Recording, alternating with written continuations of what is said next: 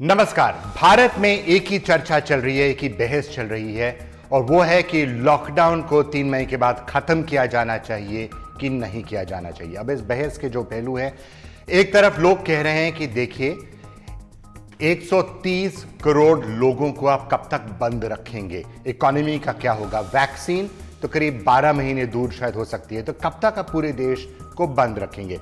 दूसरी तरफ लोग कह रहे हैं कि हाँ ये बात सही है, पर अगर आप लॉकडाउन को खत्म करेंगे तो केसेस बढ़ने लगेंगे। अब इसका एक और पहलू यह भी है कि केसेस, सिर्फ हमें केसेस के बारे में नहीं सोचना चाहिए। केसेस ठीक है, केसेस बढ़ते चले जाएंगे, पर 3 चीजें हैं जिन पर हमें ध्यान रखनी चाहिए। अगर आप केसेस की रफ्तार को देखेंगे तो करीब 6% हर दिन केसेस बढ़ते चले जा रहे हैं, तो एक तरह से इस पर काबू पाया गया है। नंबर 2, लोग कहेंगे कि आपको टेस्टिंग के बारे में देखना चाहिए, जो हेल्थ कैपेबिलिटीज भारत में उनके बारे में देखना चाहिए, और उसमें भी काफी काम हुआ है 40 दिनों में।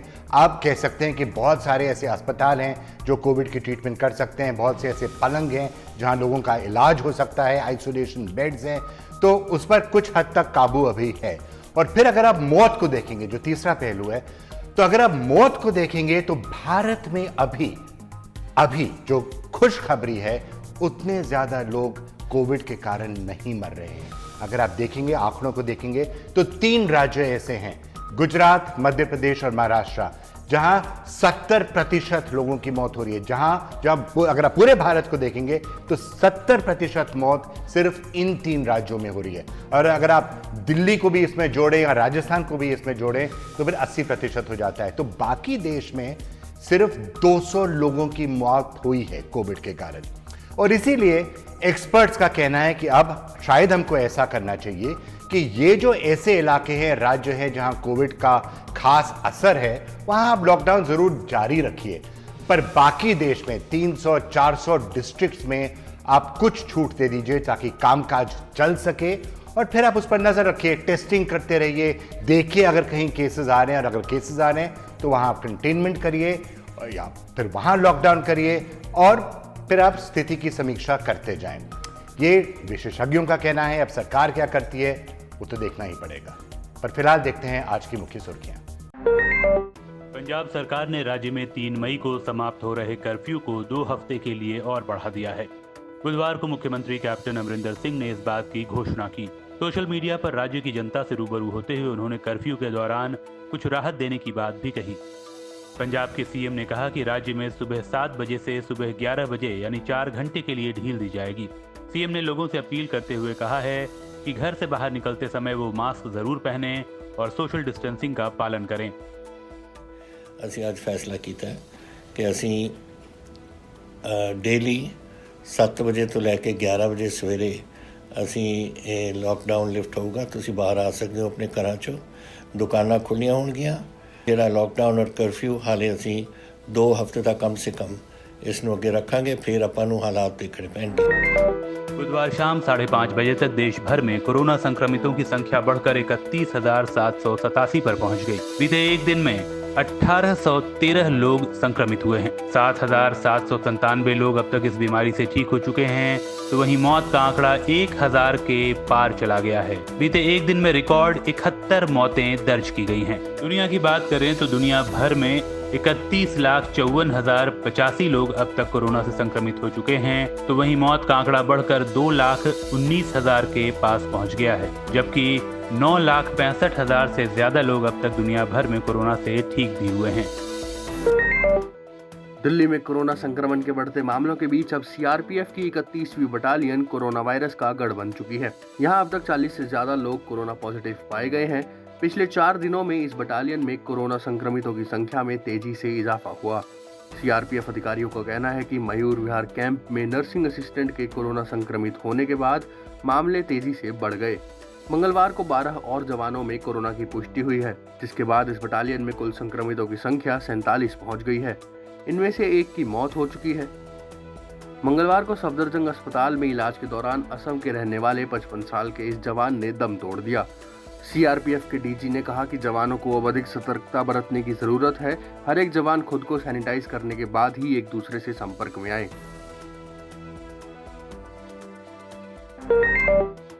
हरियाणा सरकार ने बुधवार दोपहर 12 बजे से फरीदाबाद दिल्ली बॉर्डर को सील करने का फैसला लिया है। अब डॉक्टर, बैंककर्मी और पुलिस वाले भी 12 बजे के बाद फरीदाबाद में एंट्री नहीं कर सकेंगे। सिर्फ केंद्र सरकार के जारी पास से ही सील बॉर्डर में एंट्री मिलेगी। हालांकि लॉकडाउन की वजह से आवाजाही पहले ही बंद थी, लेकिन अब जरूरी सेवाओं से जुड़े लोगों की भी एंट्री बंद कर दी गई है। दरअसल हरियाणा सरकार का मानना है कि दिल्ली आने जाने वालों से कोरोना संक्रमण फैलने का खतरा ज्यादा है, जिसके मद्देनजर ये कदम उठाया गया है। इस बीच दिल्ली से जुड़ी हरियाणा की सभी सीमाओं पर पूछताछ कड़ी हो गई है। देश में लॉकडाउन के बावजूद कोरोना का कहर कम नहीं हो रहा है। मंगलवार को तमिलनाडु में भी कोरोना के 121 नए मामले सामने आए और एक की मौत हो गई। लेकिन सबसे चौंकाने वाली बात यह है कि इनमें 103 मामले अकेले चेन्नई के हैं, जो अपने आप में एक रिकॉर्ड है।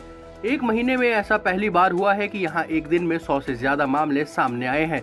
इसके साथ ही अब चेन्नई में कुल संक्रमितों की संख्या 673, तो वहीं राज्य में कुल आंकड़ा 2058 हो गया है और 25 लोग अपनी जान गंवा चुके हैं। चेन्नई में तेजी से बढ़ रहे मामलों को लेकर अब प्रशासन भी परेशान है और इससे निपटने की हर संभव कोशिश कर रहा है। यहाँ के 198 इलाकों को कंटेनमेंट जोन घोषित कर दिया गया है।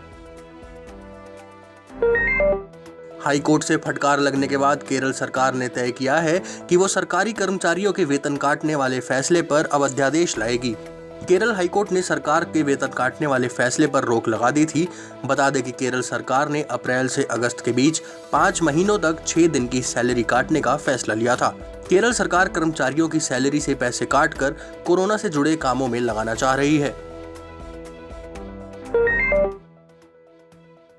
ब्रिक्स देशों के विदेश मंत्रियों के साथ हुई वीडियो कॉन्फ्रेंसिंग में एस जयशंकर ने कहा कि कोरोना संकट के बीच व्यापार को संभालने की जरूरत है। इस बातचीत में एस जयशंकर का खासा जोर एमएसएमई सेक्टर पर था।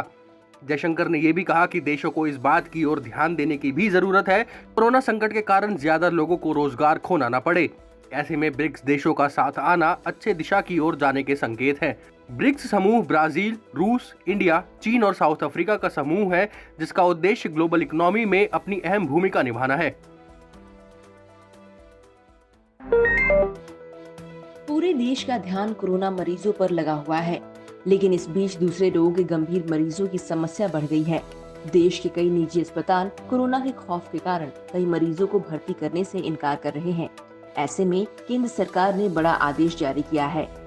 केंद्र ने सभी राज्य सरकारों से कहा है कि किसी भी अस्पताल में किसी मरीज का कोरोना टेस्ट कराने पर जोर नहीं देना चाहिए। इसके अलावा ये भी सुनिश्चित किया जाए कि सभी अस्पताल खुले रहे।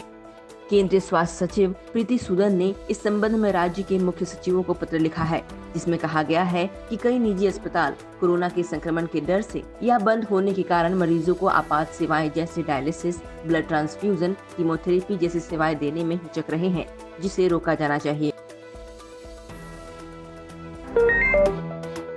एक तरफ प्रधानमंत्री और बीजेपी अध्यक्ष कोरोना को धार्मिक रंग नहीं देने की हिदायत दे रहे हैं, तो वहीं उन्हीं के विधायक और सांसद बाज नहीं आ रहे। ताजा मामला लखनऊ का है।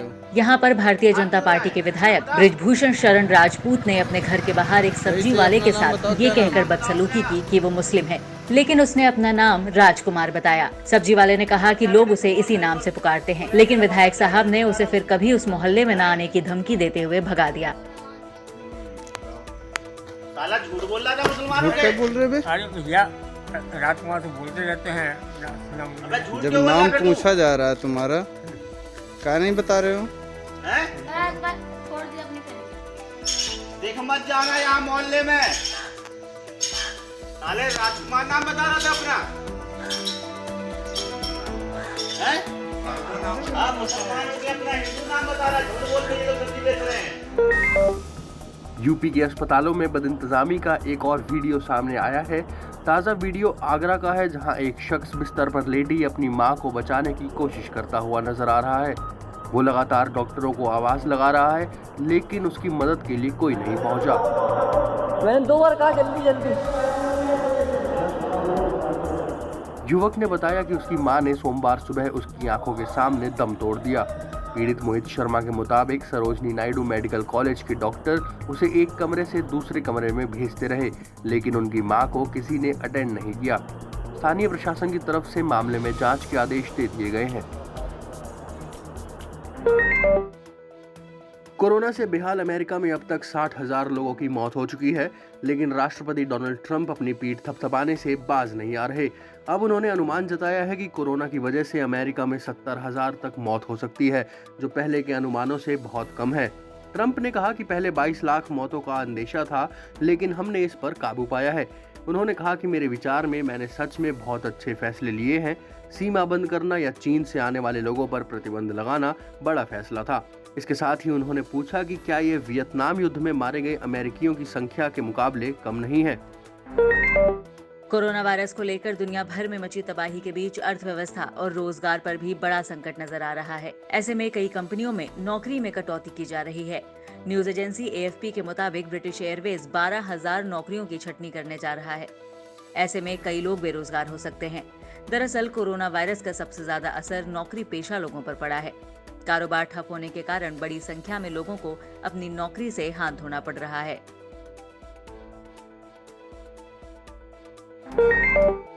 देश भर में जारी लॉकडाउन के बीच पवित्र केदारनाथ मंदिर के कपाट को परंपरागत तरीके से बुधवार सुबह 6:10 पर खोल दिया गया है। मुख्य द्वार खुलने पर मंदिर के मुख्य पुजारी सहित केवल 16 लोग ही उपस्थित रहे। हालांकि कोरोना महामारी के चलते केदारनाथ के कपाट खुलने की परंपरा का सादगी से निर्वहन किया गया। बता दें कि सोशल डिस्टेंसिंग रहे और भीड़ ना हो, इसके लिए केदारनाथ मंदिर में भक्तों के लिए दर्शन की अनुमति नहीं है। रुद्रप्रयाग जिले में स्थित केदारनाथ मंदिर भगवान शंकर का धाम है। पिछले साल कपाट खुलने के दौरान 3,000 श्रद्धालुओं ने केदारनाथ के दर्शन किए थे। बोरियत को मिटाने का तरीका सिर्फ इंसान ही नहीं, जानवर भी ढूंढते रहते हैं। अब इस वीडियो को ही ले लीजिए। लॉकडाउन में दर्शकों के लिए तरस रहे रूस के सेंट पीटर्सबर्ग के जू में जब इस पोलर बियर को बोरियत सताने लगी तो उसने जू के कर्मचारी के साथ वॉलीबॉल खेलना शुरू कर दिया। खारचारा नाम के ये पोलर बियर कभी बॉल को कैच करता तो कभी उसे जू स्टाफ को देता। जू कर्मचारियों के मुताबिक दर्शकों को लुभाने के लिए ये इस पोलर बियर की खासियत है कि जिसे वो लॉकडाउन में भी बरकरार रखे हैं।